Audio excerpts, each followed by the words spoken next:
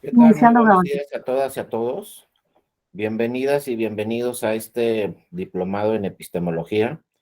Es un diplomado que tiene dos fases muy importantes. La primera es que vamos a ver algunos temas teóricos pero también vamos a ver algunos temas prácticos. El tema de epistemología suena un tema muy filosófico, muy teórico, pero la idea de este diplomado también es enfocarlo ya a los casos prácticos, para qué nos sirve la epistemología y cómo la vamos a plasmar ya, cómo la vamos a utilizar en los casos prácticos y sobre todo pues relacionarla al tema directamente de la materia electoral.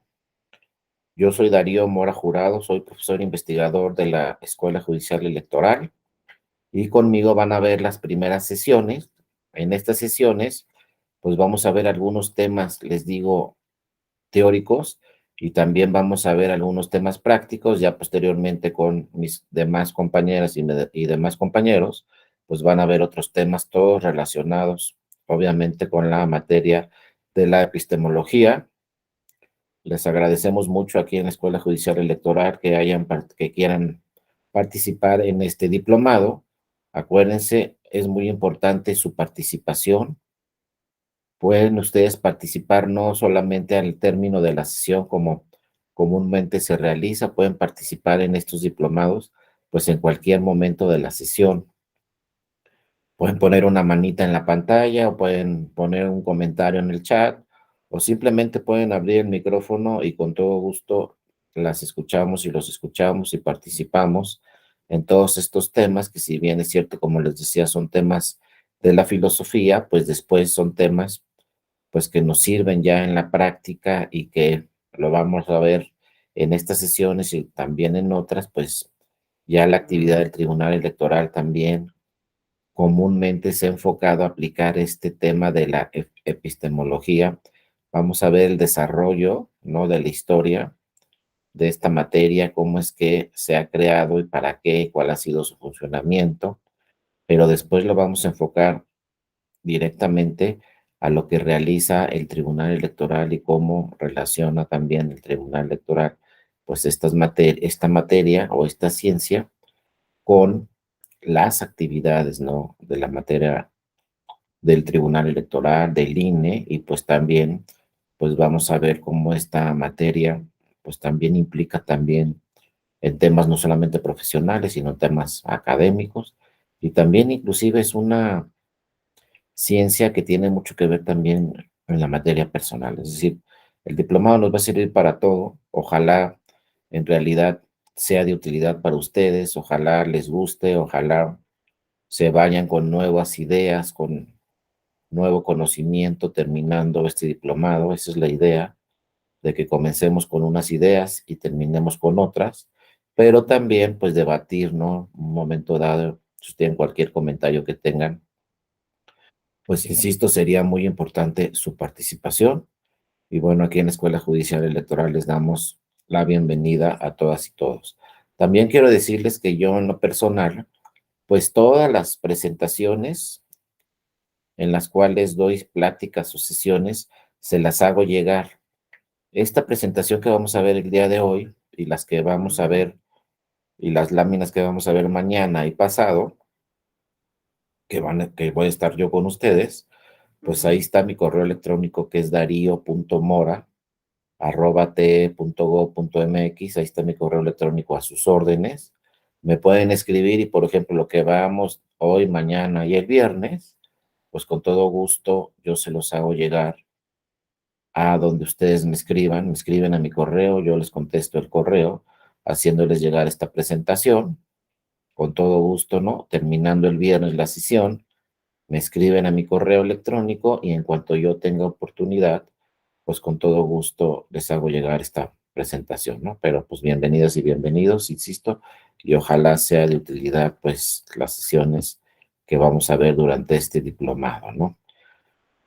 Bueno, fíjense, antes de entrar a este tema de la epistemología ya directamente, que es generar nuevo conocimiento, tenemos que también va íntimamente relacionado el tema de la epistemología, el tema de generar nuevo conocimiento, nuevas ideas, nuevas prácticas, Este tema va relacionado directamente con una figura. Quizá en la antigüedad pues nada más hablábamos de epistemología, pero ahora nace un concepto muy importante, una figura muy importante que también tenemos que analizar y la vamos a ir analizando de la mano con la epistemología, que es el pensamiento crítico. Como vamos a ver a lo largo de estas sesiones, el pensamiento crítico, pues no crean que es nuevo, también ya está ahí, ¿no? Los grandes pensadores, por ejemplo, los grandes pensadores griegos como Sócrates, Aristóteles y Platón, entre otros, perdón, ya hablaban del pensamiento crítico. Ya nos decían, tenemos que juntarnos entre las personas y discutir los temas de cualquier materia, de cualquier objetivo que se tenga que revisar. Estos grandes pensadores decían, no podemos estar cada quien con sus propias ideas, inclusive formaron una escuela muy importante. De ahí nace el concepto de ir a la escuela a aprender cosas. Ellos fueron los que, vía el pensamiento crítico, hablaron de crear una escuela, de reunirse las personas y de discutir los temas, porque ellos siempre estaban con la preocupación, esos grandes pensadores, de que no nos podemos quedar como estamos. Si nos quedamos como estamos, pues no vamos a avanzar. Y si ven el desarrollo de toda la historia en el mundo, pues gracias a este pensamiento crítico y gracias a la epistemología, pues ha avanzado y se ha desarrollado a grandes magnitudes, pues toda la historia universal del mundo con nuevos conocimientos. Y después aparecen las diferentes ciencias, aparece la tecnología y pues vean en este 2023 hasta dónde hemos llegado, ¿no? Pero empezamos en la historia universal de cero y pues cuando llegaron estos pensadores muy importantes a discutir los temas en Grecia, pues dijeron, no, es que para seguir desarrollándonos, para seguir avanzando, para seguir yendo más allá de lo que ya tenemos, necesitamos generar un pensamiento crítico. Y vean cómo esto aplica en todas sus actividades. Ustedes en sus actividades personales, en sus actividades académicas, en sus actividades profesionales, sus actividades con la familia, etcétera, pues siempre es muy importante aplicar el pensamiento crítico. Lo primero que nos debe de dejar este diplomado es aplicar el pensamiento crítico. Ya les voy a poner yo después unos ejemplos, a ver si mañana nos da tiempo y ponemos unos ejemplos sobre cómo el Tribunal Electoral ha aplicado el pensamiento crítico desde su nacimiento. Este Tribunal Electoral del Poder Judicial de la Federación, pues ya así con esta denominación incorporado al Poder Judicial de la Federación, pues nace en 1996. Y van a ver cómo se ha desarrollado de 1996 hasta el 2023. Solamente les pongo un ejemplo que sí lo vamos a revisar, ¿no? Les digo, yo soy muy práctico, hablo de la teoría, pero la combino con temas prácticos. Fíjense, el Tribunal Electoral en 1996 empezó redactando sentencias. Estuvimos, creo que por ahí, no estoy seguro, una sentencia de 950 hojas. Y además se les decía fojas, a foja 27 y a foja no sé qué. Así empezamos en el Tribunal Electoral, ¿no? Con sentencias de 950 hojas, quizá por ahí encuentren una sentencia de 1000 hojas con palabras en latín muy complicadas de entender para las personas. No existía en esas épocas todavía el lenguaje incluyente. Ahora hay leyes que se refieren directamente a que el lenguaje incluyente es obligatorio, ya no es un tema que si lo queremos o no lo queremos. Pero fíjense, actualmente, y lo vamos a ver, les digo mañana, pues las sentencias del tribunal en lo general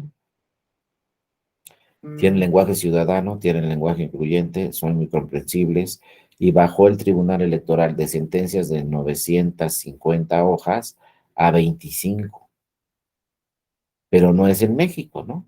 Si revisamos los tribunales internacionales, por ejemplo, el Tribunal Europeo de Derechos Humanos, o si revisamos el Tribunal de Justicia Europeo, etcétera, otros órganos internacionales muy importantes, pues sus sentencias son de 15 o 20 páginas.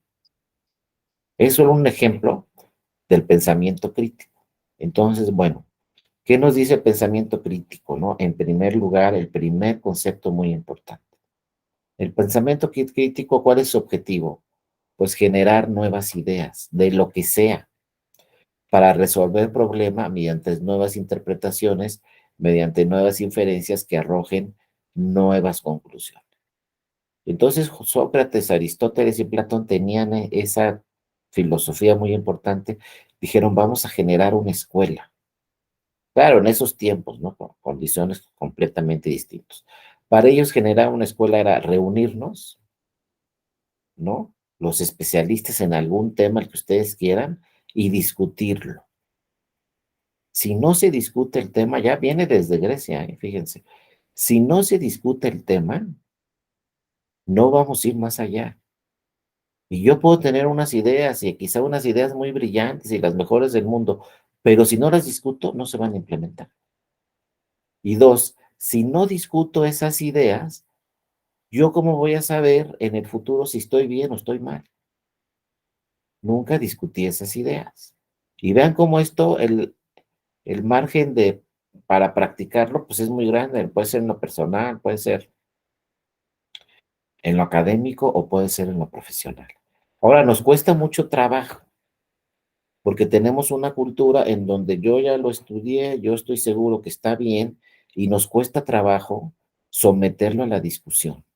Es un problema que siempre tenemos que revisar. Y el segundo problema que siempre tenemos que revisar es, nos cuesta mucho trabajo someterlo a la discusión y después aceptar que estoy equivocado. Créanme que en México ese es un verdadero problema. Y vámonos a la política. Vean cómo estamos ahorita en la política. Estamos completamente divididos en dos. Y eso de que estemos divididos en dos, y entonces todas las ideas del otro lado están mal, eso es imposible. Y todas las ideas del otro lado están mal. Y entonces ustedes escuchan a los medios de comunicación o ven a los medios de comunicación, entran a redes sociales, o estamos bien o estamos mal. Pero no se discuten los temas, no se debaten los temas y no se aceptan los errores. Vean, o sea, por eso eran, pues, sabios, ¿no? Personas sumamente inteligentes, estos pensadores de Grecia, que sin tener un concepto universal del mundo, no sabían en realidad cómo estaba el mundo, no sabían dónde había personas, dónde no había personas, qué territorios había, cómo vivían las personas en otras partes del mundo, pues en Grecia se empezaron a construir estas escuelas. Y lo primero que señalaron estos filósofos tan importantes fue, se tiene que generar la discusión. Y fíjense, lo vamos a otro ámbito, el que quiera. No, pues que yo trabajo con mi jefe. Y entonces también estamos acostumbrados desde hace muchos años, pues es que lo dijo el jefe, ¿no? O ahora la jefa, porque antes no había. Ahora, afortunadamente, ya, ojalá en el futuro tengamos más jefas que jefes. Ya en la política hemos ido avanzando muchísimo y a ver si nos da tiempo de platicar en el tribunal, pero si yo ahorita les pregunto cuántas diputadas y diputados hay en el Congreso de la Unión, son 500 curules. De esos 500 curules, ¿cuántas son diputadas? Fíjense, primero la información. Pues tenemos que saber, pues, o sea, algo elemental que tenemos que saber las mexicanas y los mexicanos es quién nos representa y luego cuántos son. Pero si ustedes salen a la comunidad en general y preguntan, oye, ¿cuántas diputadas y diputados tenemos? Pues la mayoría les va a decir, pues van a decir cifras, pero van a estar bien o van a estar mal. No crean que ese es un conocimiento general en México. Pero bueno, ya cuando nos digan 500, bueno, aquí es donde nos vamos a atorar. ¿Cuántas diputadas son de los 500 curules?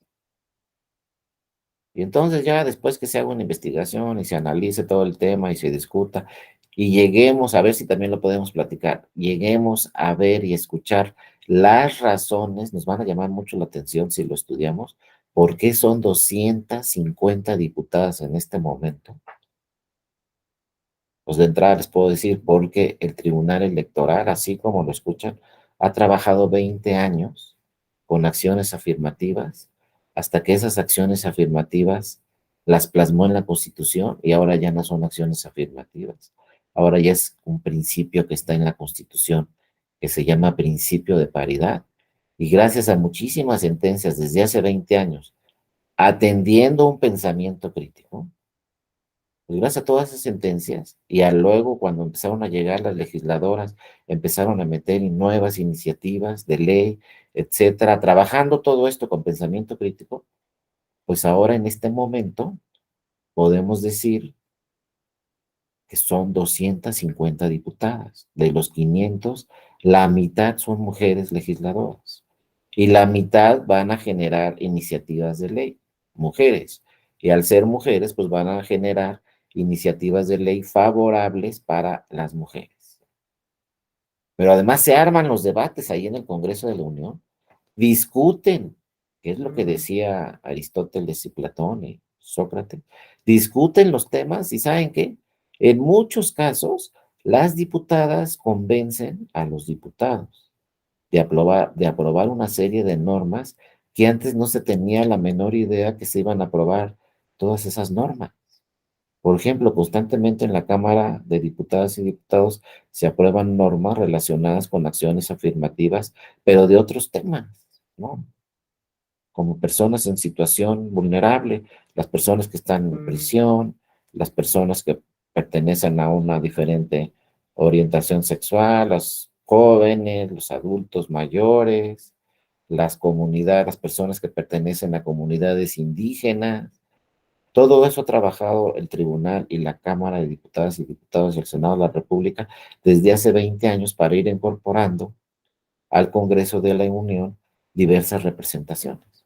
Entre ellas todas estas personas que se encuentran en situación vulnerable, también los grupos con personas con discapacidad, también se han estado incorporando a la representación, a que debatan, a que discutan, o sea, que apliquen todo esto que se llama el pensamiento crítico. Y entonces, por ejemplo, a lo mejor yo les pregunto, no, pues tenemos 250 diputadas. Y luego otro tema del pensamiento crítico. ¿Está bien o está mal? 250 diputadas son la mitad en el mundo. ¿Cuántos congresos o cuántos parlamentos tienen la mitad de legisladoras? ¿No? Ese es otro tema, siempre el pensamiento crítico, revisar qué sucede en otras partes, ¿no? Aristóteles a lo mejor no podía decir, bueno, ¿qué está pasando en América, o qué está pasando en Asia, o qué está pasando por allá, por acá? Nosotros sí, todavía tenemos pues 1000 veces mucho más herramientas de las que se tenía en la Grecia antigua, entonces hay que utilizarlas. Y por ejemplo, si yo les digo, está bien que tengamos la mitad de legisladoras, a lo mejor me dicen que sí, pues está bien, como todo el mundo, pues no, ya ahí es otro tema de conocimiento, ¿no? No como en todo el mundo, solo en 2 países o 3, la mitad son legisladoras. En todos los demás países hay más hombres legisladores que mujeres. Solo estamos contando aquí con 3 o 4 países en todo el mundo que han llegado a este tema idóneo de tener la mitad de legisladoras.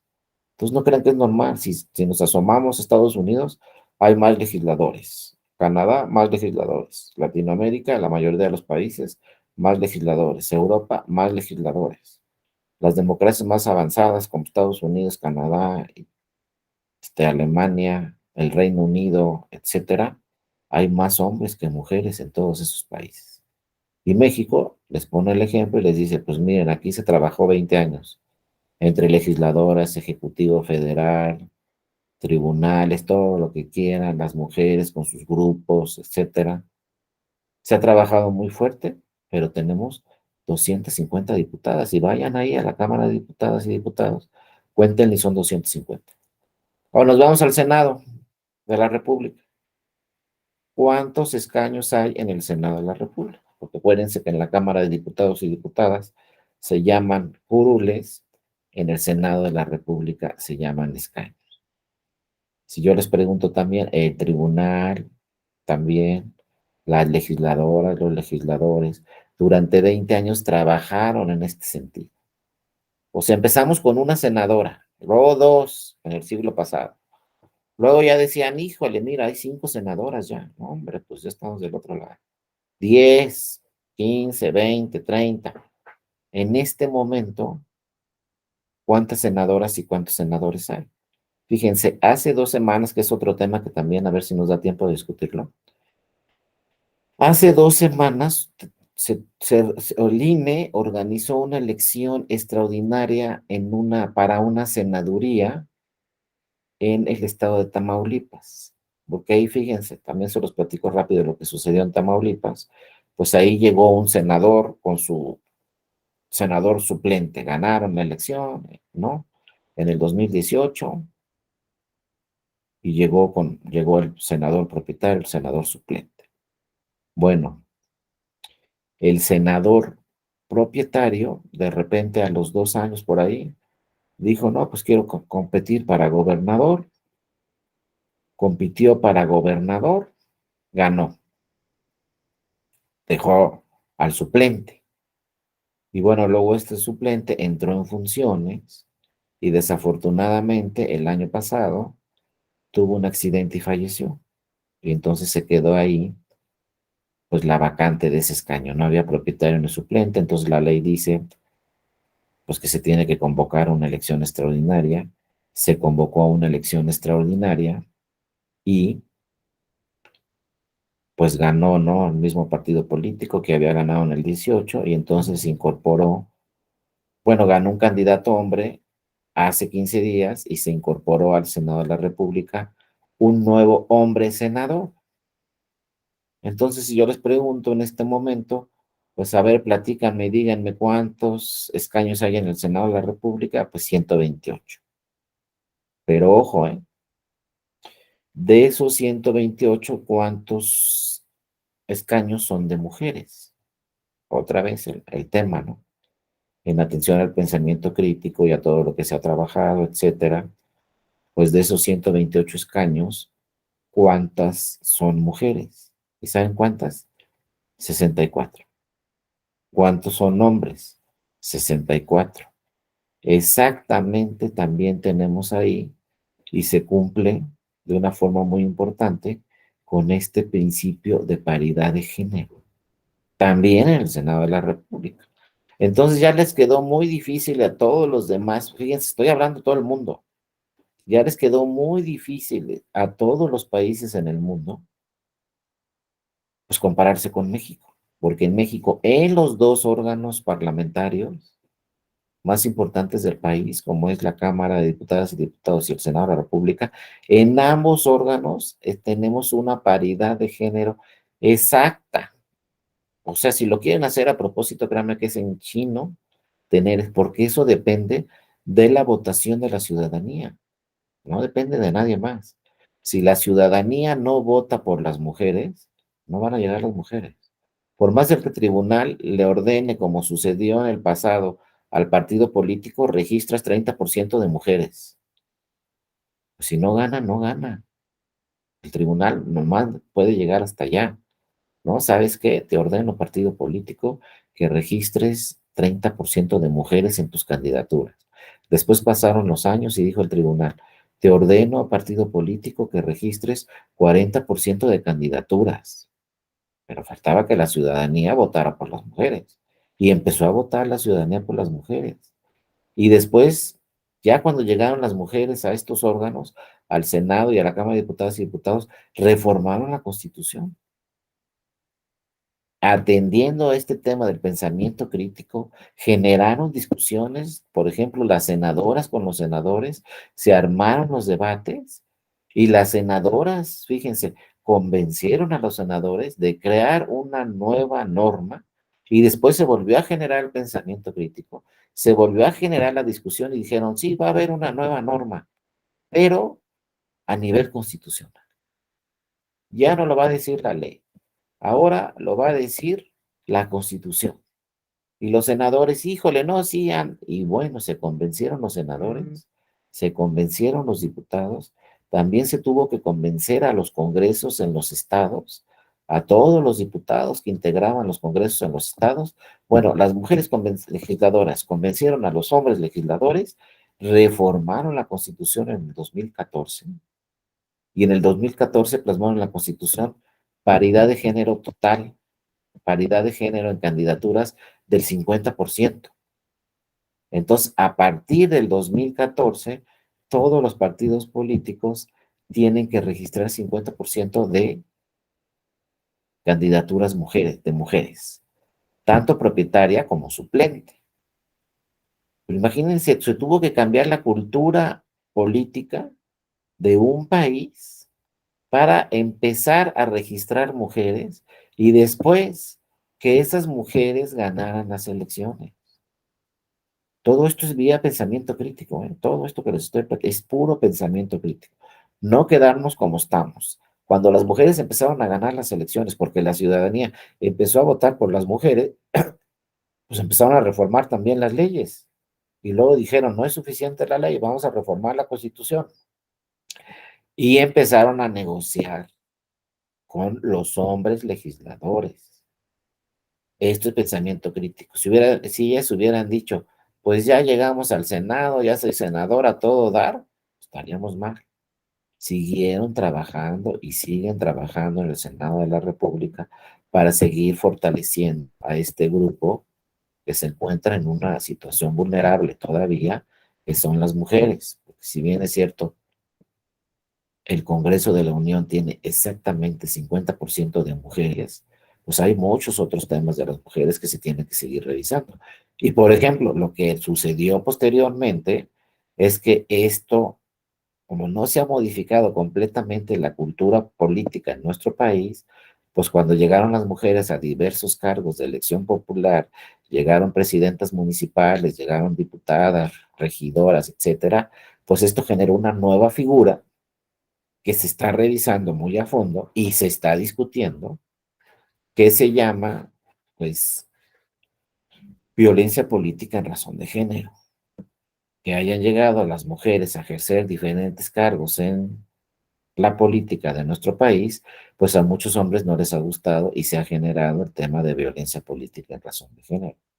Y por eso, pues hoy es 8 de marzo y van a ver cómo se van a organizar muchas manifestaciones, porque todavía las mujeres están exigiendo una serie de derechos. Pero todo esto, si estuviera Aristóteles aquí con nosotros platicando, pues estaría feliz, porque estaría diciendo, miren lo que yo platiqué hace muchísimo tiempo, ahora se está implementando en muchos países y México no es la excepción. Y solamente le estoy hablando de un tema, el de las mujeres, para que vean cómo sí es efectivo lo que sucede. Yo me voy a la teoría. Con otros compañeros, pues yo no sé, a lo mejor hay otros compañeros míos ahí de la escuela judicial que les van a hablar de pura teoría y pues está bien, hay que conocer muy bien la teoría. Otros van a ser más prácticos. A mí me gusta combinarlo, porque estamos hablando de un tema, pensamiento crítico, pero con muchos ejemplos, para ver que sí se lleva a cabo, no es nada más ahí una teoría, ay, pues así dice Aristóteles, pero aquí yo siempre le voy a hacer como siempre, no voy a cambiar. Y lo primero que nos dice el pensamiento crítico, generar nuevas ideas, discutirlas y llegar a nuevas conclusiones. Fíjense, ¿cuál es nuestra cultura en México? En la mayoría de los casos. Ah, pues ya me dijo así mi jefe, así lo voy a hacer. Y no te pongas a discutir con tu jefe porque olvídate, ¿no? Estamos mal. Aristóteles dijo, a ver, vamos a reunirnos todos aquí en este foro y vamos a discutir, pero de verdad los temas. Si yo digo, está bien mi jefe, está bien mi jefe, está bien, siempre lo vamos a hacer igual. Y nunca vamos a cambiar, pero tiene que cambiar toda la sociedad. Tengo que cambiar yo, pero también tiene que cambiar mi jefe, porque si no cambia mi jefe, pues me va a correr, va a meter a otro, pero vamos a seguir igual. Ese es el problema. Y entonces ya no estamos aplicando el pensamiento crítico. Fíjense, también en materia de elecciones, un problema, fíjense, que ahí el pensamiento crítico no ha funcionado mucho. No se ha debatido el tema, no se han generado nuevas ideas y entonces seguimos igual. Y parece broma, pero no es cierto, seguimos igual. Ahí les va otro ejemplo muy importante. En 1990 nace el IFE, Instituto Federal Electoral, y también nace por primera vez un tribunal electoral. No crean que el tribunal electoral tiene toda la vida. El primero de todos los tribunales electorales nació en 1990. Yo creo que ahí Aristóteles también nos felicita porque dijo, bueno, ya cambiaron sus ideas estos mexicanas y mexicanos. Ya crearon un tribunal electoral. Antes nada más lo decía gobernación y listo. Y gobernación es un decir, pues lo decía el presidente y así era. Y no cambiamos. Fíjense cuántos años duramos todo el siglo pasado con las mismas ideas políticas y no las cambiaban. Viene 1990, nace el IFE, nace el Tribunal Electoral, pero esto no ha cambiado desde el 90. Ahorita les voy a platicar. 90, 2023, 33 años. Nos va a jalar las orejas Aristóteles y nos va a decir, tienen 33 años en lo mismo.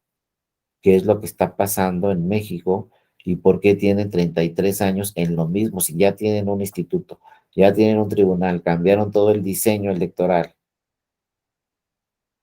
¿Qué pasa? Y fíjense a qué me refiero. A las personas que tienen todos los elementos porque se los aportan las autoridades y la propia ciudadanía, aporta todos los elementos para ir a votar el día de la elección. Porque, ojo, luego decimos el INE, el INE, el INE. No, a ver, si ustedes van a ir a votar en el 2024, que espero que así sea, ¿quién les va a dar su boleta? ¿El INE? No, la boleta se las va a dar un vecino. El INE organizó todo para que esa boleta llegue a la casilla. Pero esa boleta en el 2024, que luego, ay, luego metemos otro tema, aquí no vamos a acabar nunca porque los voy a llevar de tema en tema. Pero bueno, la boleta se las va a dar una ciudadana o un ciudadano.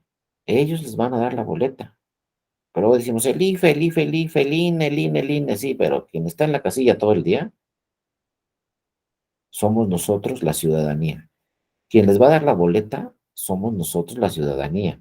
Quien va a llenar el acta de escrutinio y cómputo y va a contar una por una, o sea, así como lo escuchan, una por una todas las boletas, y somos bien poquitos, 94 millones en la lista nominal.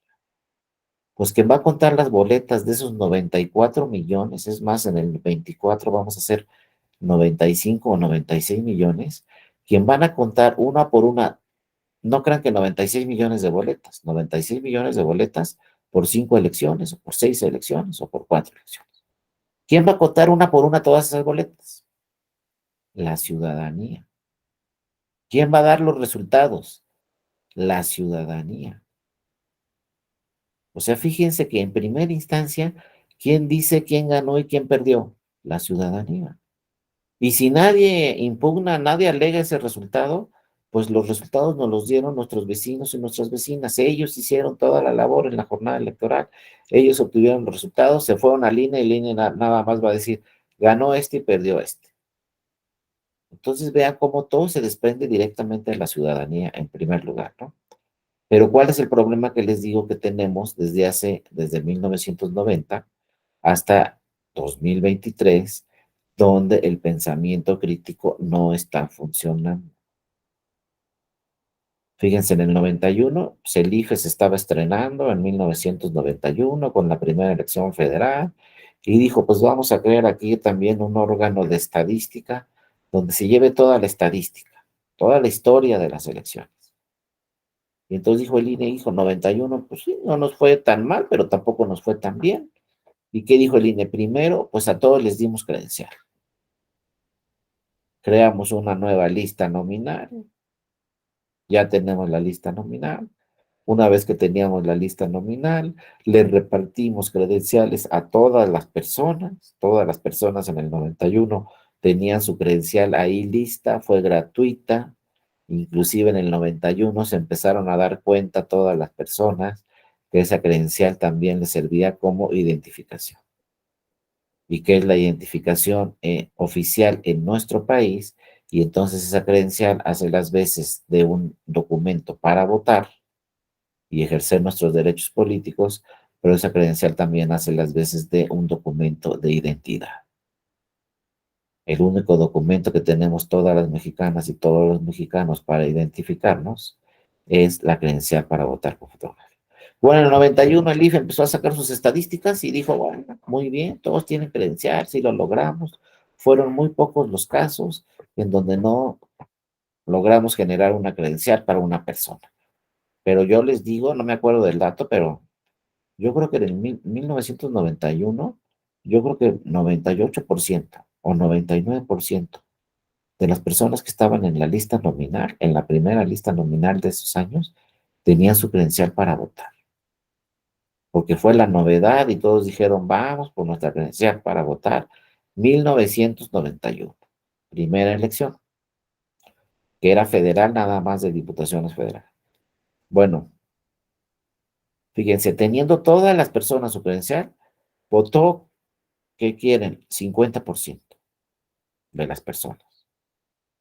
Entonces el IFE dijo, vamos a aplicar el pensamiento crítico, vamos a utilizar la difusión, vamos a decirle a todas las personas que quedaron por ahí pendientes que vengan por su credencial, vamos a hacer más efectivos los procedimientos. Antes la credencial duraba 2 meses en dármela, vamos a bajar un mes, todo este pensamiento crítico. Luego se las vamos a dar en 15 días, ahorita si mañana van a su módulo del INE y piden su credencial, se las van a dar en 10 días. Si se las roban, les van a dar otra. Si se les pierde, les van a dar otra. Todo lo van a tener listo seguramente para el 24. Pero estábamos en el 91, bueno, se votó 50%. El INE empezó a implementar estas nuevas ideas, a discutir con la ciudadanía, con la sociedad. Oigan, ¿qué necesitan? ¿Cómo es mejor? En fin, se enfocó en ese tema, ¿no? Viene en 1994. La elección presidencial, etcétera, lo que ustedes quieran. ¿Cuántos votaron? 50%. Y ya todos tenían credencial. Siguió trabajando el INE, no sé qué, 97, 2000, 2003, 2006. ¿Cuántos votaron en promedio en todo el país, en todas las elecciones? Porque acuérdense que hay elecciones estatales, elecciones federales, la presidencia de la República, gubernaturas, etcétera. Entonces, en el 2000, dice el INE, votó el 50%. Luego, bueno, 2006, otra elección presidencial, votó el 50%. 2012, pasaron otros 6 años, siguió trabajando el INE, más difusión, radio, televisión. En 2012 empezaron a manejarse también mucha información del INE en redes sociales. ¿Cuántos votaron en promedio en todas las elecciones? 50%. Nos vamos al 2018. ¿Cuántos votaron por lo general? 50%.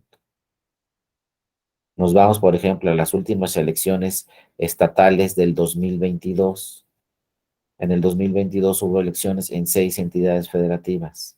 La elección que obtuvo mayor votación, digo, el estado que obtuvo mayor votación, salió a votar 48% de la ciudadanía. El estado que tuvo menor votación, salió a votar el 37% de la ciudadanía. Y luego, les digo, tuvimos elecciones de senaduría, para una senaduría hace 15 días, una elección extraordinaria en Tamaulipas.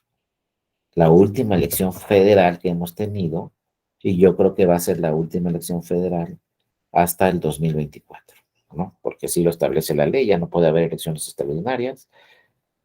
Si hay una vacante en el Senado o si hay una vacante en la Cámara de Diputados o Diputados, pues ya se va a quedar ahí la vacante porque ya nomás les queda un año para ejercer su cargo, entonces se va a quedar ahí la vacante y la siguiente elección federal seguramente será en el 2024. Que por cierto, en el 2024 van a ser las elecciones más grandes en la historia de nuestro país. Nunca había habido tantas elecciones en nuestro país. Vamos a tener elecciones prácticamente en todas las entidades federativas de nuestro país, también la presidencia de la República, senadurías y diputaciones. Por ejemplo, yo vivo en el Estado de México. Aquí está su casa, pero quienes viven en la Ciudad de México y tienen su credencial ahí de la Ciudad de México, pues nada más y nada menos que les van a dar 6 boletas. la de Presidencia de la República, la de Senaduría, la de Diputaciones Federales, la Jefatura de Gobierno, Diputaciones locales y alcaldías. 6 boletas le van a dar a todas las ciudadanas y ciudadanos que viven en la Ciudad de México. Entonces imagínense nada más el trabajo. Y yo les aseguro que para ese 2024 todos van a tener su credencial. Pero a ver, en esta de senadurías, en esta última elección federal de senadurías en Tamaulipas, salió a votar el 21% de los de la lista nominal. Entonces, pues, se va a enojar Aristóteles, ¿eh? Y vamos para atrás. ¿Y qué pasó con el pensamiento crítico? ¿Por qué tenemos 33? Esa es la pregunta, ¿no? Si un día me la pueden contestar, pues me la contestan, porque ¿saben qué? Hay miles de estudios, imagínense todo lo que se ha estudiado en 33 años. Los visitantes extranjeros, los académicos en México, los partidos políticos, la ciudadanía, las autoridades, todo lo que quieran se ha estudiado durante 33 años y seguimos votando menos de la mitad. ¿Qué pasa ahí? Y no podemos decir, no tenía mi credencial, porque los estudios dicen, 100 tenían su credencial en su bolsa, en su pantalón, 100, pero solo salieron a votar 48. O Tamaulipas, de esos 100, solo salieron a votar 21. Las boletas de los otros 79 se quedaron ahí y se tuvieron que destruir. Y esas boletas costaron muchísimo dinero. Y ahí se quedaron. No los utilizaron, pero sí tenían su credencial. Entonces el INE y el tribunal, en los estudios que han hecho, pues se dice, pues sí tenían su credencial, sí fueron por ella, sí era vigente. Luego otro estudio, ¿estaba la casilla cerca? Sí. ¿Qué día era? Domingo. Pues ¿cuál es el día ideal? Pues el domingo. Hasta han revisado el clima, pues ¿qué pasó? ¿A poco llovió todo el día? No, no, pues el clima estaba muy bien. Era el domingo. Bueno, hay que revisar otro tema. Todo es pensamiento crítico, ¿eh? Seguimos con el tema. Pues búscale por acá, discútele. Bueno, está bien el horario. Pues sí está bien el horario, de 8 a 6 de la tarde. Estaban los funcionarios, sí, estaban todos los funcionarios. Bueno, las representaciones de los partidos estaban también.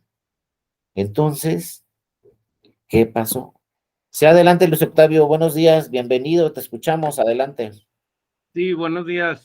Nada más en relación a eso del abstencionismo, como opinión personal, yo pienso que es como algo cultural, ¿no? Se puede dar, por ejemplo, el caso de que la gente prefiera realizar otro tipo de actividades personales, de esparcimiento, que ir a votar. Bueno, porque lo he visto, pues, que yo le he preguntado a amigos que si ya fueron a votar o por qué no han ido a votar y no, pues es que andaba en tal lado o andaba con la familia o independientemente pues de que, como usted dice, se les facilita todo a los ciudadanos, o sea, se les facilita la ubicación de la casilla que tiene su credencial, pero más bien ahí sería, bueno, mi opinión personal va en el sentido de que yo pienso que es más bien algo cultural, pues, de la misma ciudadanía de los mismos mexicanos. Gracias por No, gracias a permitirme ti, Luis participar. Octavio, por tu participación. Gracias. Y estamos pendientes de cualquier otra participación. Muchas gracias por ya entrar, es el primero. Ya pasaste a la historia en este diplomado porque es la primera participación, pero el chiste va a ser escuchar a todos durante el desarrollo de todo el diplomado. Y tienes mucha razón, es un tema cultural. Y fíjense, ha habido investigaciones porque pues se dice, pues vamos a discutir los temas. Y entonces sí, las autoridades electorales sobre todo y algunos académicos en México dicen, pues otra vez, pensamiento crítico. Vamos a citar a estas personas y vamos a discutir. Entonces, se han hecho determinadas investigaciones empíricas donde se le pregunta a la ciudadanía, oye, ¿por qué no fuiste a votar? Pero eso tenemos 25 años trabajando en eso, ¿no? Oye, ¿por qué no saliste a votar? Para que se genere la discusión y a ver cómo se resuelve, ¿no? Porque es un tema cultural, como muy bien dices, Luis Octavio. Pero fíjense, dice la ciudadanía, contestan desde hace 30 años, ¿eh? Es que siempre ganan los mismos. Y ¿saben qué? Pues ahí nos damos cuenta y dónde se tiene que trabajar, en la información, porque la ciudadanía está muy bien informada, sabe a dónde tiene que ir para recoger su credencial, sabe qué documentos tiene que llevar, saben cuánto va a tardar su credencial. Y también la ciudadanía sabe muy bien que si se les pierde les van a dar otra. O sabe muy bien que si se cambian de domicilio, si viven en Toluca y se van a Monterrey, les van a dar otra credencial, sin ningún problema. Y saben, fíjense, ahorita pregúntenle a cualquier ciudadana, a cualquier ciudadano, oye, ¿tú crees que te van a dar tus boletas en el 2024 para votar? ¿Tú crees que ahí va a estar la casilla esperándote todo el día? Y todos van a contestar que sí, porque es lo que ha pasado en los últimos 30 años. Entonces, fíjense por qué es falta de información, porque la ciudadanía dice, siempre ganan los mismos. Pero fíjense aquí cuál es la reflexión que hay que hacer y cómo debemos informarle a la ciudadanía, pues ya para cambiar estas ideas que se tienen y generar nuevas. La ciudadanía dice, siempre ganan los mismos. Pero ¿saben por qué siempre ganan los mismos? Y es lo que hay que informarle a toda la ciudadanía. Siempre ganan los mismos porque tú no saliste a votar. ¿Pero a qué me refiero? Los partidos políticos tienen lo que ellos dicen comúnmente el voto duro. Todos los partidos políticos dicen, pues yo con mi militancia y con mis simpatizantes, hagan de cuenta, un partido muy fuerte, ¿no? Que diga, pues yo tengo con mi militancia y con mis simpatizantes, tengo asegurado el 15% de los votos en este distrito. Luego llega otro partido, así el que compite muy fuerte con ese, y le dice, ah, pues, ¿qué crees? Yo tengo aquí en este mismo distrito asegurado con mi voto duro, con mis militantes, con los que siempre, mi estructura que siempre vota por mí, tengo el 10. Entonces dicen los partidos, mira, pues, uno tiene el 15, otro tiene el 10. Los otros ya, los partidos que les decimos, los partidos con no mucha afluencia electoral o que van perdiendo simpatía o lo que sea, pues otro 5%. Entonces, uno tiene el 15, otro tiene el 10, ya van 25%.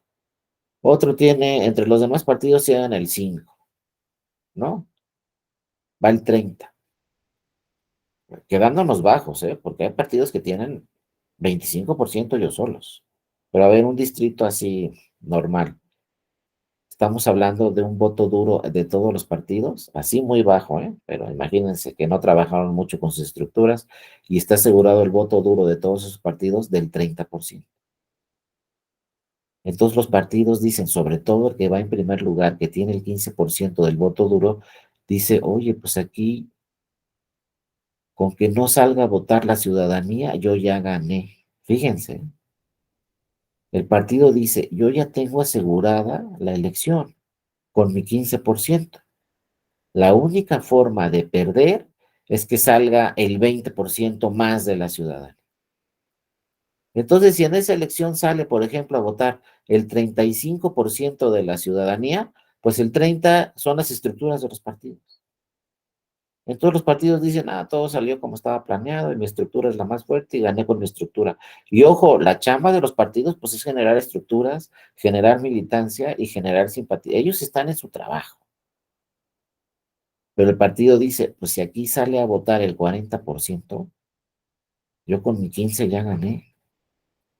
Y entonces tenemos 30 años donde sale a votar el 40% y entonces la estructura del partido que va en primer, pues gana. Y la decisión, ojo, es lo más importante, la decisión la tomó las estructuras de los partidos, no toda la ciudadanía. Claro, las estructuras de los partidos es la ciudadanía, pero falta la otra parte de la ciudadanía, la sociedad civil que dice, yo no quiero pertenecer a ningún partido porque hoy voy a votar por este y mañana por aquel y pasado por aquel y yo tengo que revisar la candidatura y me interesa más la candidatura que el partido. Ah, pues muy bien, pero no salen a votar. Y entonces viene una elección y quien decide quién ganó la elección es la estructura de los partidos y viene otra y la estructura de los partidos y los partidos cada vez tienen estructuras más fuertes, pero son los que compiten en las elecciones. Entonces la pregunta es, ¿qué está sucediendo con la sociedad civil? ¿Por qué tenemos una elección, la última federal, donde solo salió el 21%? ¿Saben ese 21% que salió a votar hace 15 días en Tamaulipas? ¿Quién era? Las estructuras de los partidos. La sociedad civil no salió a votar. Entonces, aquí el pensamiento crítico y aquí el objetivo primordial y cómo cambiar las ideas es buscar la solución que no hemos encontrado en 30 años para que todas esas personas que no votaron durante 30 años, o a veces sí, a veces no, salgan a votar en el 24. Pero ya tenemos muy poco tiempo para ver cuál es la solución. Ahora fíjense, les va una sorpresa. Obviamente han venido muchos investigadores académicos de todo el mundo a México, también a generar esto que les digo, estudios, nuevas ideas, nuevas conclusiones, y vienen a México y les impresiona, así como lo escuchan, les impresiona el INE. Dicen, ¿a poco que hay un órgano que le da credencial a cada persona? Y son 94 millones. Pues sí. ¿Y a poco hay un órgano que le da las boletas a cada una de esas personas el día de la elección? Sí. ¿Y a poco hay un órgano, no, que pone la casilla ahí cerquita? Sí. Y luego lo que más les impresiona es esa casilla del día de la elección está integrada por puras ciudadanas y ciudadanos, no por personas del INE. Quien integra la casilla el día de la elección somos nosotras y nosotros. Eso les llama muchísimo la atención. Entonces dicen, bueno, si la propia ciudadanía organiza la elección, ellos reciben los votos.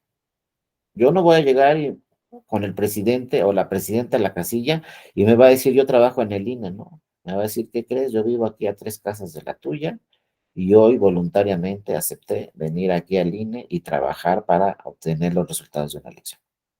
Eso en el mundo, de veras, ¿eh? Pocos países en el mundo tienen un sistema tan eficiente, porque bueno, uno dice, no, hombre, pues ¿cuál es la ciudad con la mejor calidad de vida de todo el mundo? Pues ahí se están peleando Noruega y Dinamarca, o por ahí a veces aparece Suecia. Oh, pues sí, que a todo dar, son los países muy avanzados, con la mejor calidad de vida en el mundo, y ya sentamos al pensamiento crítico, pues hay que ver qué están haciendo. Pues están haciendo muchas cosas en Suecia y Noruega, nada más que les doy el primer punto de referencia.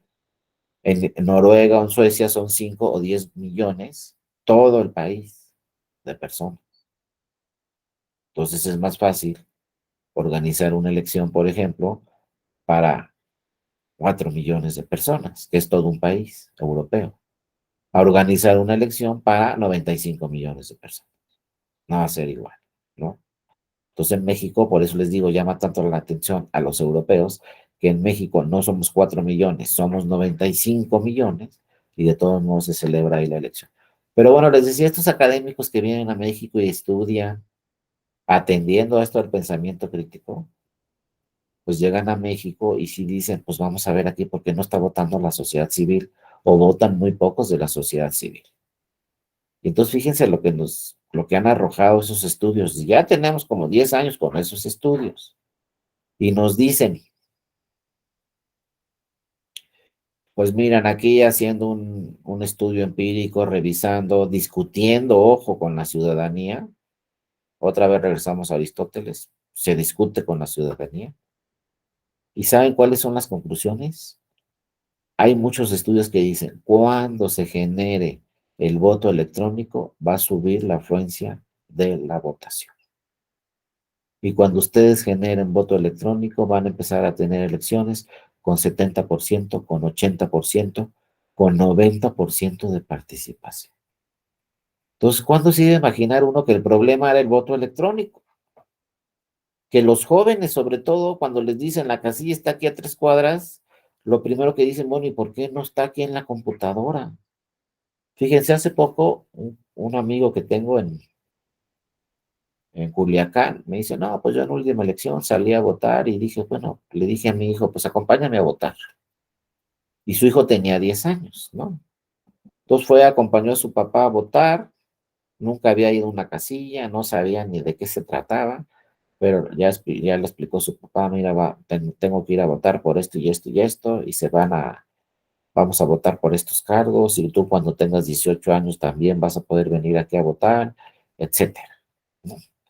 Y entonces lo primero que le preguntó al hijo, ya cuando votó el papá y todo, salieron de la casilla, y su hijo le preguntó, lo primero que le preguntó, oye papá, pero ¿por qué con papelitos?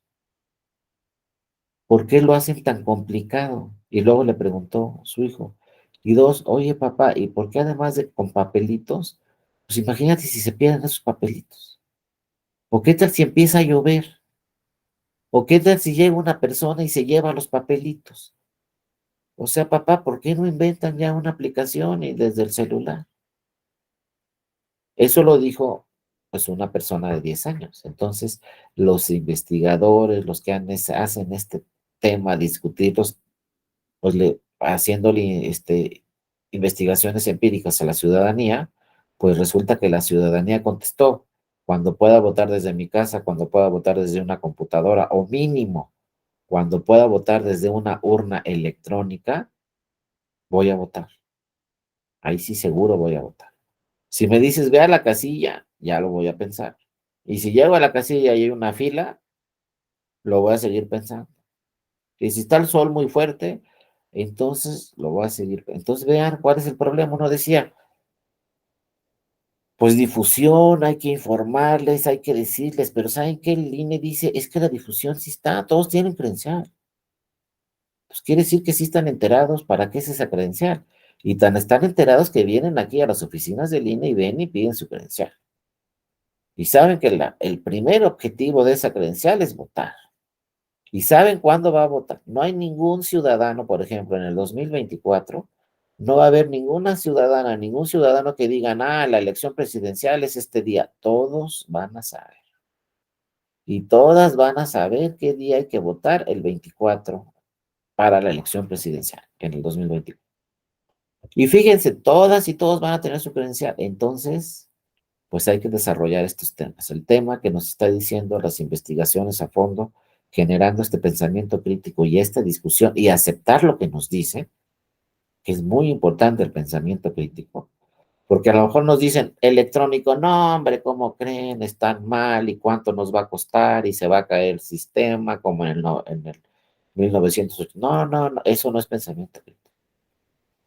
Pensamiento crítico es, ya nos dijeron que el voto electrónico va a solucionar este tema de que la gente salga a votar, pues hay que implementarlo.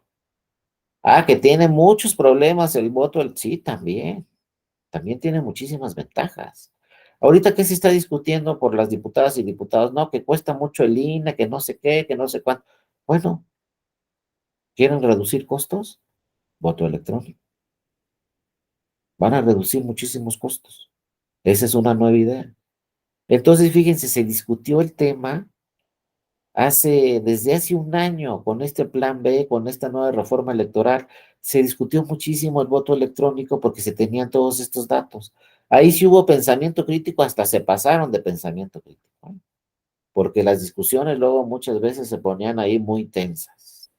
Hay que discutir, pero ahorita vamos a ver los elementos para discutir, no nomás así aventarnos, ¿no?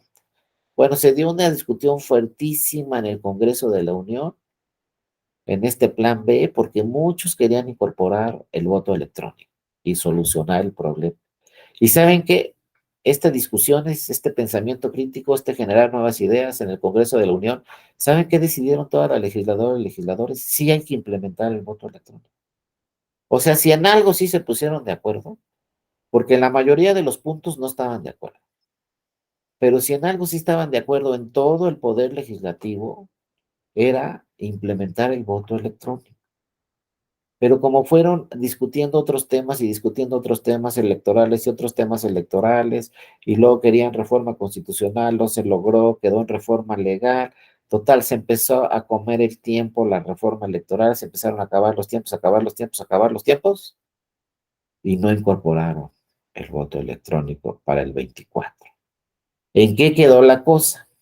Pues, ¿qué dice el plan B? Que ya se aprobó, ya se publicó, ya está vigente. Y ahorita rápidamente platicamos el plan B. Pero ¿en qué quedó la cosa? Que ese plan B dice, en los próximos 5 años, este Congreso, o sea, la Cámara de Diputados y Diputados, tendrá que crear una comisión y tendrá que implementarse el voto electrónico. O sea, dice la ley, hay un plazo de 5 años para que esta comisión revise todos los temas discuta todos los temas, invite a quien tenga que invitar para discutir esos temas, porque acuérdense que el pensamiento crítico, cuando es un tema específico, hay que invitar a los especialistas. Por ejemplo, yo soy diputado y me hablan del voto electrónico, ¿cómo voy a votar a favor o en contra? Necesito generar el pensamiento crítico. ¿Y cómo lo voy a generar? Pues a ver, invitar a los expertos. Y ojo, otro tema también muy importante. En cualquier materia, ¿quiénes son los expertos? Y eso hay que tener mucho cuidado. Porque, por ejemplo, si yo les digo, pues, ¿qué creen? Yo ya me leí un libro del voto electrónico. Ya soy experto y voy a ir a la Cámara de Diputados a decirles cómo implementar el voto electrónico. Ojo, no soy experto. Tengo la mitad. Eso también nos lo ha dicho el pensamiento crítico desde hace muchos años.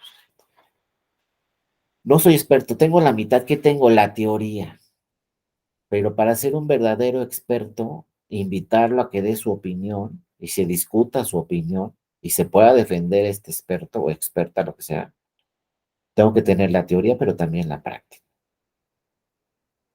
Porque si no, pues como decía un amigo, ¿no? Ah, tú ya te leíste el libro, eres experto, pues yo también me leo el libro y ya también yo mañana voy a ser experto. No, se necesita la práctica. Entonces, por ejemplo, si ya dice la ley, tiene 5 años Cámara de Diputadas y Diputados para implementar el voto electrónico, pues en estos 5 años, y yo diría que el próximo año, o a lo mejor si tienen mucho trabajo por la elección, después del 24, inmediatamente después del 24, hay que invitar a los expertos y discutirlo. Así lo dijo Aristóteles.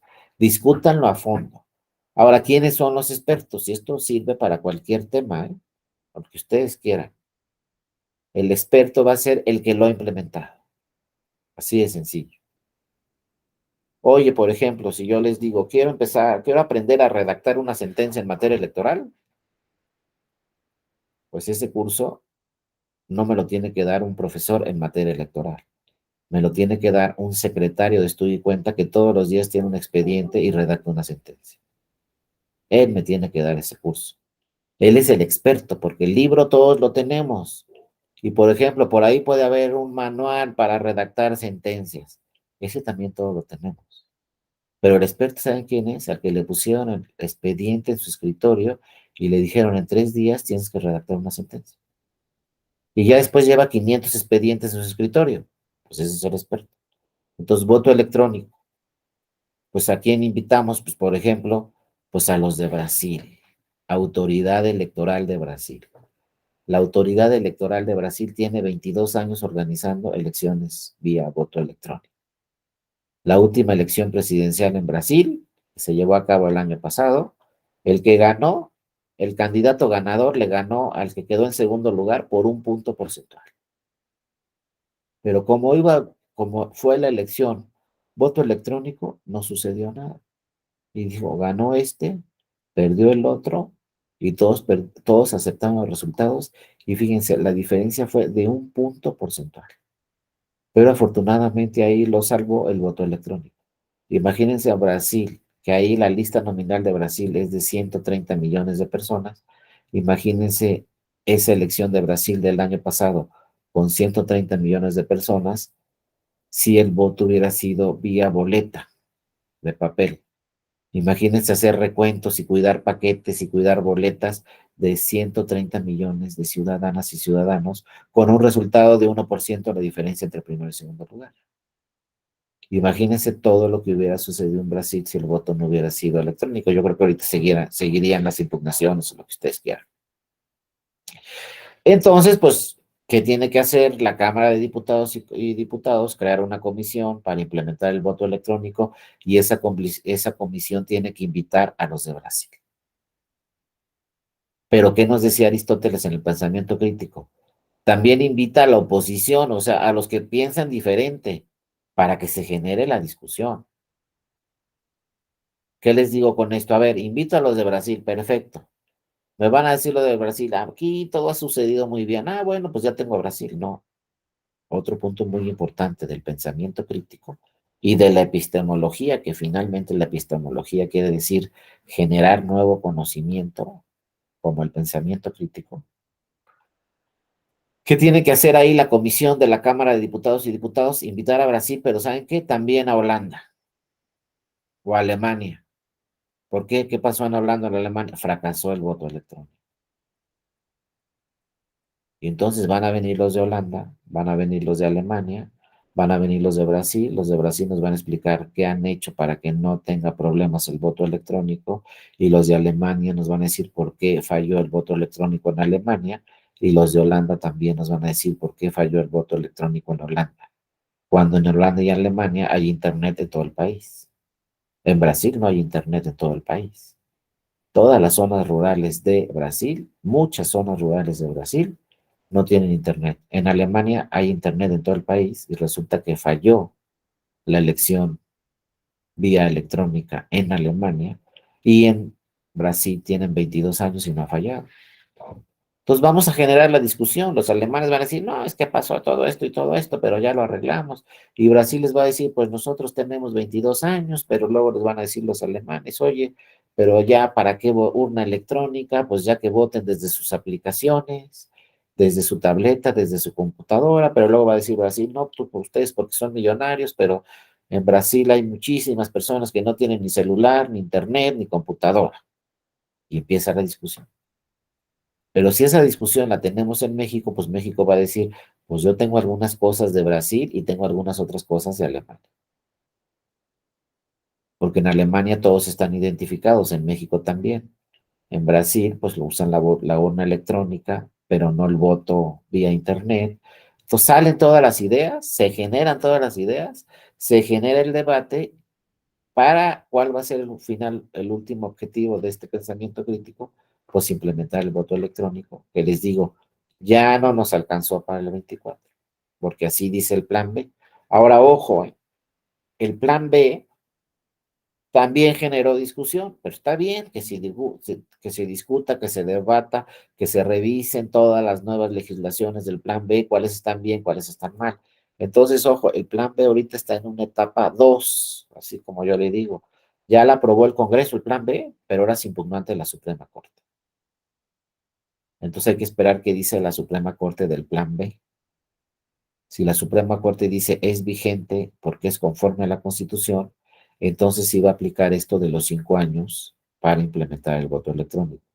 Si la Corte dice el plan B es inconstitucional y entonces vamos a tener elecciones con la legislación anterior porque esta nueva legislación es contraria a la Constitución, entonces esto de los 5 años pues ya quedó inconstitucional. A lo mejor sí, a lo mejor no. Pero por los dos lados hay ventajas. Si queda constitucional, sabemos que hay 5 años. Si dice la Corte es contrario a la Constitución, pues entonces ojalá rápidamente se genere una nueva norma y esa nueva norma ya no nos hable de 5. Pues esa nueva norma quizá que se genere nos hable de 3. Por ejemplo, si a mí me preguntan, ¿no? En lo personal, a ver, si tú fueras diputado, ¿qué hubieras puesto en la norma? Yo hubiera puesto que obligatoriamente, así hubiera puesto en la norma, ¿eh? Claro, a lo mejor después me la cambia, pero yo hubiera puesto, para las elecciones que se celebran en el 2017, necesariamente deberá aplicarse el voto electrónico para que salga la mayoría de la ciudadanía a votar. Y este fantasma del abstencionismo por primera vez termine en el 2027. Yo ya lo hubiera puesto plazo así, para el 2027. Elecciones del 2027, federales, que nada más va a ser la de diputados federales, se debe de celebrar con el voto electrónico. Es parecido, pero la ley ahorita en este momento, el plan B que está vigente en este momento dice 5 años. Bueno, ya avanzamos muchísimo. Y saben que todos los partidos estuvieron de acuerdo con esa disposición que dice que en 5 años se tiene que implementar el voto electrónico. Y se discutió. Ahora, ¿qué tienen que hacer en la Cámara? Pues citar a todos los especialistas de todo el mundo, tienen tiempo suficiente y ojalá reduzcan ese tema, ese tiempo, porque también el pensamiento crítico nos tiene que hacer más eficientes y decir, nos dieron un plazo máximo de 5 años. Pero si las legisladoras y los legisladores que ganen en el 2024, pues saben muy bien de este tema del pensamiento crítico, pues que digan cuando lleguen en el 2024. ¿Cuándo van a llegar? En septiembre del 2024. Cuando lleguen esas nuevas legisladores y esos nuevos legisladores, imagínense que digan esto del voto electrónico, lo vamos a discutir en un año y lo vamos a aprobar en 2 años. Y entonces para el 2026 ya va a estar toda la nueva legislación relacionada con, a lo mejor con pensamiento crítico, dicen, pues nos dieron un máximo de 5, pero nosotros lo vamos a implementar para el 2027. Pero pues todos los diputadas, todas las diputadas y diputados, pues tienen que pensar como Aristóteles, ¿no? ¿Cómo vamos a hacer más eficiente esto? ¿Cómo lo vamos a discutir? Hay que discutirlo rápidamente, pero generar nuevas conclusiones necesariamente. Generar nuevas conclusiones. Y bueno, no, tampoco los quiero cansar conmigo. Acuérdense, van a tener sesiones con todas mis compañeras y compañeros, pero yo sí soy más concreto.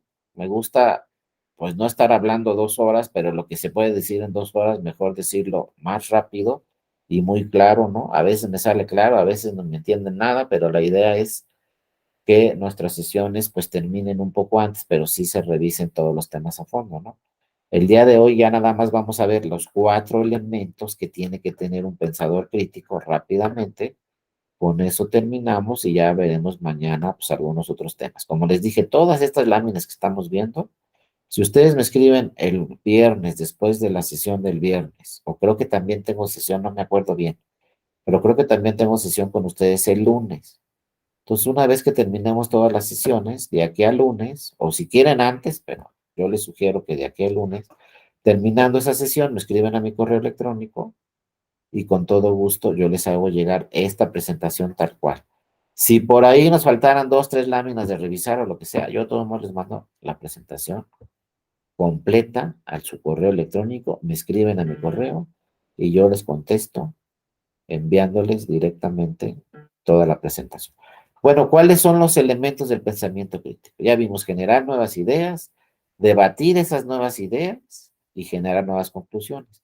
Pero si queremos ser pensadores críticos, que tenemos que ser, ojo, ahorita estamos hablando de lo electoral, de lo profesional, como funcionarios, pero ya pasamos a acá también, ¿qué es lo que tiene que hacer también la ciudadanía con pensamiento crítico? Pues ir a votar. Esto también implica en la academia y en lo personal también. Muchas veces podemos aplicar el pensamiento crítico, ¿no?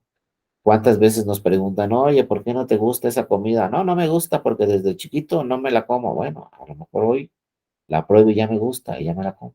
Y así lo que sea. También, oye, que no sé qué, que no sé cuánto, ¿por qué no haces esto? ¿Por qué no haces? Es que nunca lo he hecho en mi vida, y es lo que dice Aristóteles, pues hazlo ya por primera vez.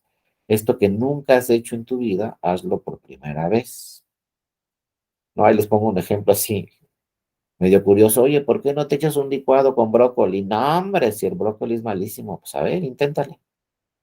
Y en una de esas, por ejemplo, a mí me pasó la semana pasada, no, pues que échale brócoli. Yo, no, hombre, eso va a saber malísimo. Y lo probé y ¿saben qué? No sabía a brócoli, sabía todo menos a brócoli. Que si le echas fresa, el licuado sabe a fresa, ¿no? Que si le echas piña, el licuado sabe a piña.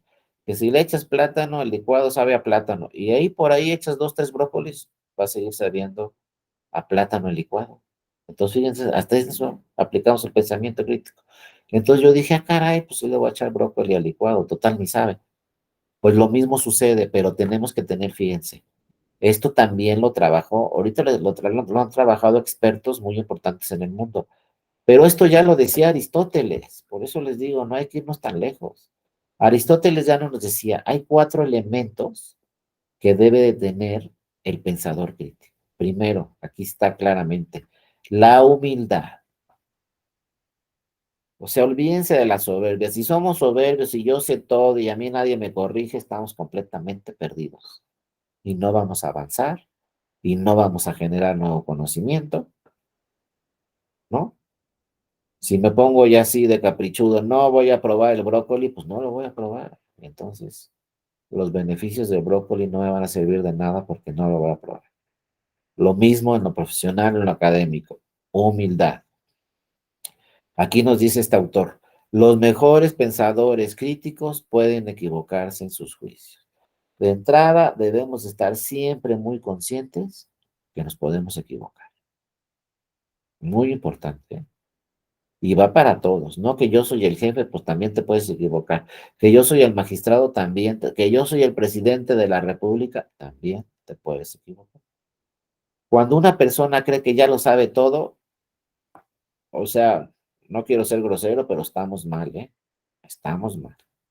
Cuando una persona cree que ya lo sabe todo de un tema, deja de estar abierto a nueva información, a críticas ideas. Esa persona no va a generar nuevo pensamiento. Y ya lo veremos mañana, no va a generar ciencia. No vamos a avanzar. La ciencia ha avanzado por generar nuevas ideas, nuevos pensamientos, por decir no todo está bien. Por ejemplo, el tema, ¿cuántas veces se criticó a esta persona que decía, ya lo vamos a ver mañana, este filósofo que decía que la Tierra era redonda? Pues casi lo matan al principio, pero siguió, avanzó la ciencia y se descubrió que la Tierra no era plana, que la Tierra era redonda. Y todavía ahorita si se meten en internet va a haber dos, tres por ahí que digan, no, es plana, pero bueno, eso es lo que se genera la ciencia, eso es lo que genera nuevo conocimiento. Pero primero hay que ser humildes, si no ya la perdimos, ¿no? Una de las actitudes más importantes entonces que se deben adoptar a la hora de realizar juicios críticos es la humildad, en todo, ¿eh? Académico, profesional, lo que tenemos que ser humildes, tenemos que aceptar y tenemos que discutir. A ver, si estoy equivocado, pues dime por qué. Y si creo yo que tienes razón, pues estoy equivocado y cambiamos la idea de lo que sea, ¿no? Ahora, de esta manera, la persona continuará aprendiendo, obviamente, de todas las situaciones que se encuentren, ya sea para reforzar sus ideas o para cambiarlas. No falta el que nos diga, es que el voto electrónico no va a funcionar. Bueno, pues hay que discutirlo. Y es que el voto electrónico se va a caer el sistema como en el 88, pues ya pasaron 30 años o 35. Hay que ver cómo le hacemos para que no se vaya a caer o a apagar nuevamente el sistema. Pero hay que aventarnos. Si no, no vamos a avanzar. Dos, apertura a las críticas. ¿Saben que esto en México no saben qué trabajo nos cuesta? Es que nos critican y lo vemos así como personal. Ya me está ofendiendo y no sé qué. No, las críticas es lo primero que tenemos que aprender. No es personal el tema. Tenemos que abrirnos a las críticas y decir, mira, aquí está mi tesis, ¿qué es lo que tiene mal? ¿No? O por ejemplo, estoy haciendo un proyecto de sentencia en un tribunal. Pues que la lea mi compañero. No, pues ¿cómo que la va a leer él y va a decir que estoy mal o va a dar otra idea o me va a criticar o no? Pues que la lea. Una sentencia, por ejemplo, un proyecto de sentencia que ya lo leyeron 5 personas, pues va a ir mucho más sólido ese proyecto de sentencia. Y es un decir, ¿no? Cualquier trabajo, cualquier oficio, cualquier decisión, oye, pues discútela con los demás. A lo mejor tú crees que es la mejor decisión del mundo, pero si la discutes con otros tres, te van a decir, no, hombre, es que puede pasar esto y puede pasar esto y puede pasar esto.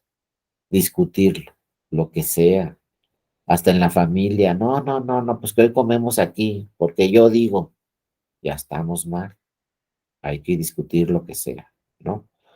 Entonces, apertura a críticas. Por la misma razón, un pensador crítico tiene que ser capaz de escuchar opiniones contrarias a las suyas.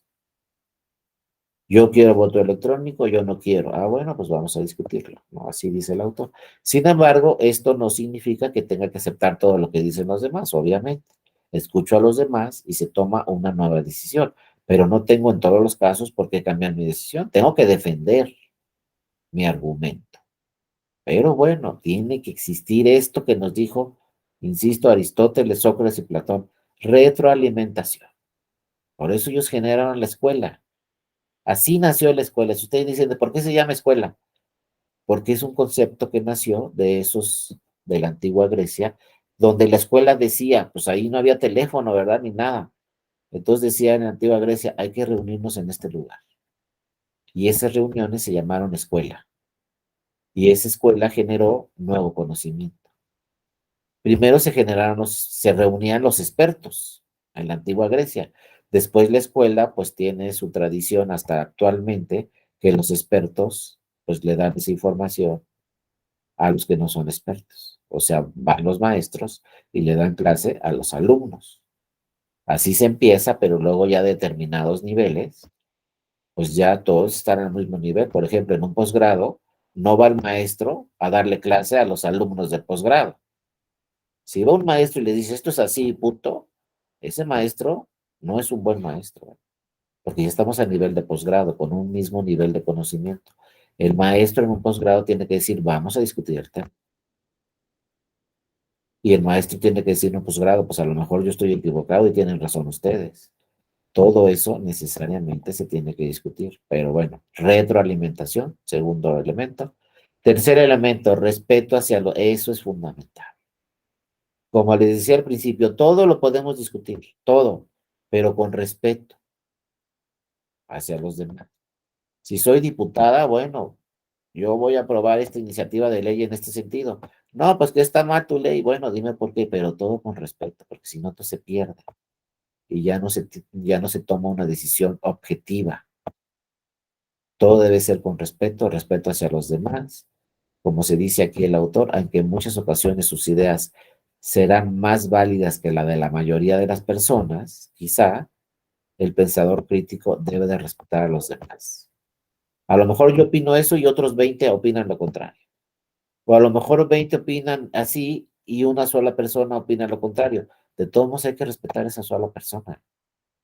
No le podemos decir, es que 20 decimos que sí y tú dices que no, pues tú estás mal, ¿no? A lo mejor esa única persona tiene razón y los 20 están equivocados. Pero todo debe ser con mucho respeto para llegar a buenas conclusiones de una forma objetiva, ¿no? Incluso cuando no se esté de acuerdo, como dice aquí también, ¿no?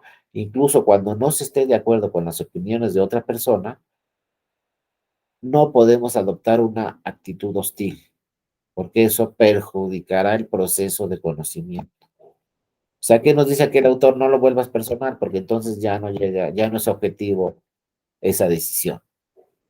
Nada es personal, todo lo que queremos es llegar a generar nuevo conocimiento. Y ya finalmente el último elemento, pues el que todos conocemos, ¿no? Voluntad para trabajar duro. Pues hay que echarle ganas, hay que trabajar mucho. Imagínense, si queremos implementar el voto electrónico, pues tenemos que trabajar ya desde mañana. Y ojo, tenemos que empezar necesariamente consultando a los expertos. Porque la teoría ahí está, los libros ahí están, vamos a ver muchos temas de teoría en estas sesiones, vamos a ver qué han dicho muchos filósofos, a dónde se han llegado diferentes ideas, luego también lo voy a entrar, seguramente vamos a ver qué ha hecho el tribunal como un ejemplo, cómo empezó el tribunal, cómo está ahorita, cómo ha eficientado todos sus procesos, cómo son más eficientes, cómo son más efectivos, etcétera. Pero todo esto ha sido pues con una voluntad de trabajar duro. O sea, actualmente, de veras, eso que les digo es cierto. Si actualmente hay 250 diputadas, es por muchas sentencias y es por muchas iniciativas de ley que se han trabajado hasta llegar a eso y por muchos temas culturales, como decía muy bien Octavio, se convenció a la ciudadanía que votara por las mujeres. Y actualmente la ciudadanía vota por las mujeres, inclusive ya a nivel de gobernaturas. Hace poco solamente nos quedó una gobernadora, fíjense, la historia que yo luego platico, las dos Claudias. Hace algunos años teníamos a Claudia la de Sonora y a Claudia la de la Ciudad de México. Una jefa de gobierno y otra gobernadora en Sonora. Pero terminó la de Sonora. Y entonces por ahí apareció otra en Puebla, ¿no? Que ganó la elección. Pero ya se saben lamentablemente la historia de la gobernadora de Puebla, que más o menos a las 3 semanas que había tomado posesión, pues tuvo un accidente y falleció. Pues nomás quedó Claudia, la de la Ciudad de México. Pero luego empezó el tribunal a emitir unas sentencias y empezó el tribunal a decir a los partidos, pues tienen que registrar en sus elecciones por lo menos la mitad de candidatas mujeres a la gobernatura. Por ejemplo, hubo una elección por ahí, creo que fue en el 2021, donde el Tribunal Electoral le dijo a los partidos, va a haber 15 elecciones estatales. Ah, muy bien. Pues de esas 15 elecciones estatales para gobernaturas, en 7 tienes que registrar mujer. Y entonces todos los partidos dijeron, pues ya dijo el tribunal que en 7 estados tengo que registrar candidata mujer, a las gobernaturas, pues las voy a registrar. ¿Y qué pasó? Ganaron muchas en el 2021, muchas elecciones las ganaron mujeres. Una de ellas, la de mi tierra, que es Colima. Pues en Colima ya tenemos la segunda gobernadora, porque en Colima, pues la primera gobernadora en todo el país fue Griselda Álvarez por ahí de 1979, fue la primera gobernadora. Ahorita tenemos en funciones en Colima una segunda gobernadora mujer. Y luego fíjense, eso, ya con esto terminamos el día de hoy, un dato muy curioso, ¿no? Y además muy importante, yo les dije ahí cuando fui a Aguascalientes a dar un curso, les dije, pues pongan ahí en un cuadro esa boleta o hagan un mini monumento con esa boleta o pónganlo en el Congreso de su estado, una réplica de esa boleta, porque en la elección que se celebró el año pasado en Aguascalientes para la gobernatura, el Instituto Estatal Electoral de Aguascalientes imprimió una boleta para la gobernatura de Aguascalientes donde todas eran candidatas mujeres, todas. Es la primera boleta en nuestro país que no hay hombres. Y fíjense de qué elección, de una gobernatura. En Aguascalientes, ahí todos los partidos políticos dijeron, vamos con candidata mujer. Entonces, los propios partidos políticos aseguraron que en Aguascalientes iba a ganar una mujer, porque todas eran candidatas mujeres. También les pregunto, ¿en cuántos países en el mundo van a haber una boleta con puras mujeres? Pues ahí se las dejo de tarea, ¿no? Pero en México ya sucedió y obviamente en este momento pues tienen una gobernadora mujer en Aguascalientes que había sido diputada, muy joven, luego fue presidenta municipal, luego la reeligieron como presidenta municipal, después compitió para gobernadora y ganó. ¿Y saben cómo empezó su carrera política esa mujer? Bueno, no tengo las pruebas, pero eso dicen en Aguascalientes, que dijeron, ah, pues sabes qué, como este distrito está perdido, y tenemos que registrar por una sentencia del tribunal. Este distrito está perdido, pero el tribunal nos dice, aquí en este distrito tenemos que registrar una mujer, pues registren a esta jovencita, porque de todos modos vamos a perder, pues pongan a esta jovencita. Y esa jovencita, que eso dicen, yo no sé, pero que el partido la registró porque dijo, bueno, pues aquí sí ya vamos a perder, pues pongan a esta jovencita. Yo no sé si es así o no. Lo único que sí es cierto es que era muy joven, creo que tenía 26 o 27 años cuando participó en una diputación federal contra uno que había sido senador, algo así, muy importante en el estado, muy conocido, en el distrito más importante del estado. Ahí el partido que fue Acción Nacional registró una jovencita porque dijo, no, que iba a ser muy difícil ganar. No sé si era cierto o no, pero la estadística pues sí decía que el otro era un político de toda la vida y ella era una jovencita, creo que de 27 años.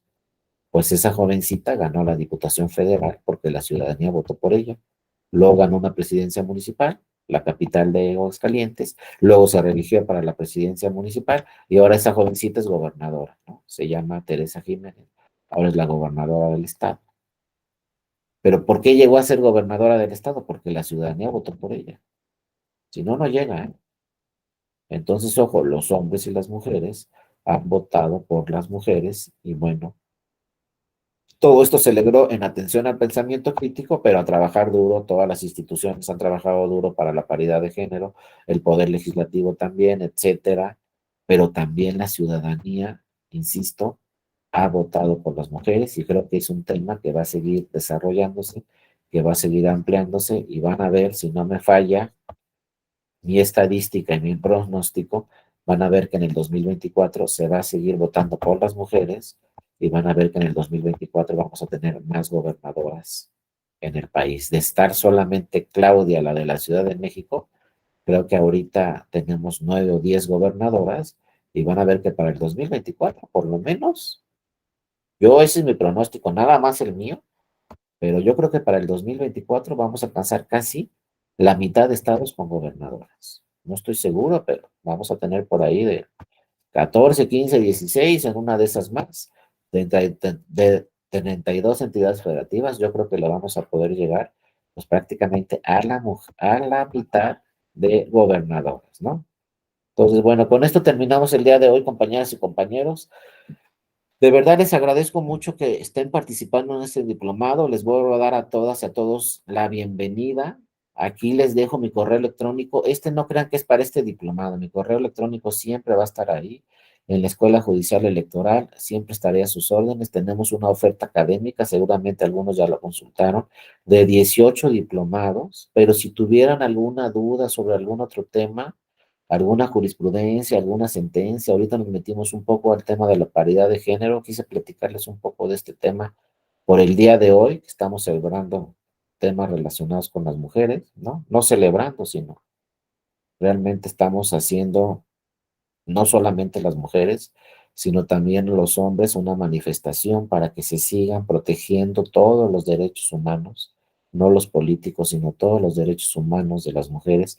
Hay que manifestarnos todos los días.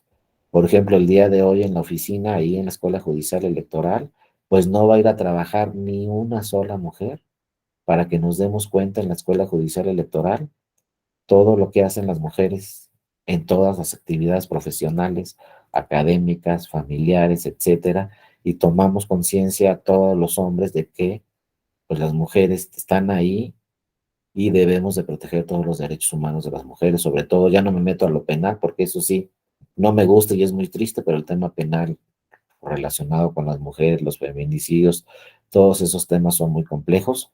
Pero bueno, compañeros y compañeros, mañana vamos a seguir revisando estos temas, el viernes también, ojalá haya sido de su utilidad la plática del día de hoy, mañana seguiremos y como yo les digo a todas mis compañeras y compañeros, pues qué bueno que estuvieron el día de hoy con nosotros y nos vemos mañana a la misma hora y en el mismo canal y no se les olvide que hoy es un día muy importante en donde las mujeres deben manifestarse para que se sigan protegiendo de una forma más efectiva todos los derechos humanos de las mujeres y está bien que hagan sus manifestaciones, pero también tenemos que estar con ellas todos los hombres que pensamos como ellas, ¿no? Muchas gracias a todas y a todos.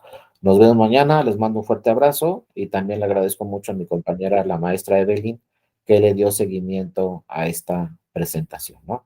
Gracias a todas y a todos, les mando un fuerte abrazo y nos vemos mañana. Y qué bueno que están en este diplomado. Bienvenidas y bienvenidos. Hasta luego, nos vemos mañana. Un abrazo, gracias Jaime.